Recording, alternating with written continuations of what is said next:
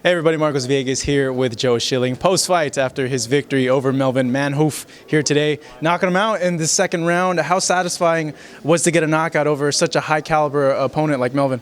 I felt really good, man. That was what I trained to do, is what I envisioned, and I executed it. Now, looking at the fight, talk to me a little bit about the finish and how you went ahead and set up the cross that eventually knocked him out. It's the same right hook I finished Simon Marcus off with in Last Man Standing, and I felt good. When I hit him, I knew he was out. Now we got King Mo on the side. King Mo, come on over here. Let's talk about Joe's performance. Now we're gonna bring Mo up into the fold, though. Hey Mo, what'd you think about it? Did you get a chance to watch the fights like you told me you wanted to? You know what? I'm gonna be real with you. Joe's the exact opposite of how he fights. During interviews, the motherfucker's boring as hell. But during his fights, he's exciting. So maybe I should interview him while he's fighting. Get some more out of him, because he just sounds like, I don't know, come on, man, just liven up. Liven up. He's telling you to liven up. I knocked Melvin Manhoef. Yeah, I don't know. See what I'm saying? Did you see the fight? Yeah, it was a good fight, man. Back and forth. That right hook, straight left was nasty. It was like bang bang. We were sitting there, and I saw the right hook land and the straight left land, and it was quick. It was snappy. Jeff Mayweather and all my boys was impressed, you know what I'm saying? And Kevin Newman from the main team is all impressed. It was quick. And to knock him out, because Melvin, he's no joke, man. He's merciless Melvin Manhoef, you know what I'm saying? And he comes with it, and you were coming with it too, you know what I'm saying? It was back and forth. He was going to move it backwards, you were moving backwards, you're going forwards, he's going forwards. It was a good-ass fight. No, he's known for his power and knocking people out. How did his power feel tonight? Actually, I think I'd over-exaggerated it in my head. I didn't really feel like he was that strong. I didn't feel as though he would hit me that hard. When the shot that he dropped me with, I just didn't see.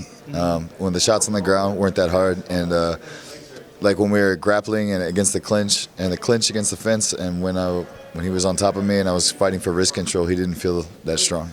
How hurt were you then in that first round? The shot that dropped me put my legs out, and then that was it. Once I was on my back, I was 100% coherent and ready to fight, and I was thinking about how I was going to get back to my guard, look for a submission to get back to my feet. So I never felt like I was in serious danger. I was uncomfortable that Melvin Manhoef's on top of me throwing punches, but I didn't feel like, oh shit, I'm in big trouble. Yeah, he was kind of like a Tasmanian devil, like on you and everything. And I think it says something about you, your willingness to go ahead and not only do what you're doing in kickboxing, but the cross training as well, because you got him in your guard, right, and you kept him there, and you showed a really good aptitude when you had him in that position. Mm-hmm. Thank you.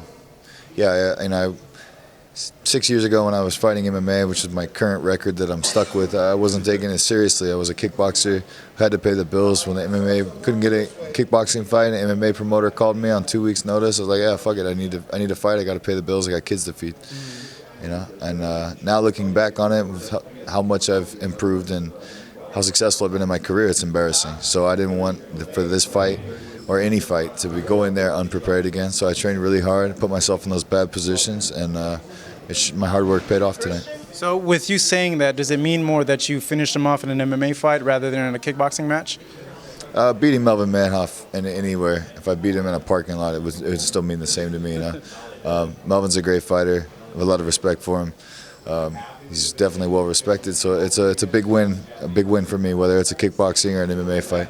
The fact that my record was 1-3 and his was 29 and something, I think it shows what I'm capable of. So you're switching back and forth. You mentioned the record. You got a lot more to add to the record now to kind of even out that record. So you're going to stick with MMA now for the foreseeable future? Yeah, I'm 100% in MMA right now. I might take a few kickboxing fights here and there if the money's right, but right now I'm signed with Bellator. That's the only company I'm signed with, and I'm 100% into it. I want to be a Bellator world champion.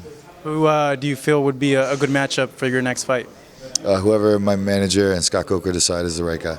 Well, I know the fans are going to want to see you again, given that result here tonight. Man right next to me knocking out Melvin Manhoef here today in San Diego, California. This is Marcos Villegas closing out this interview. Thank you all for watching.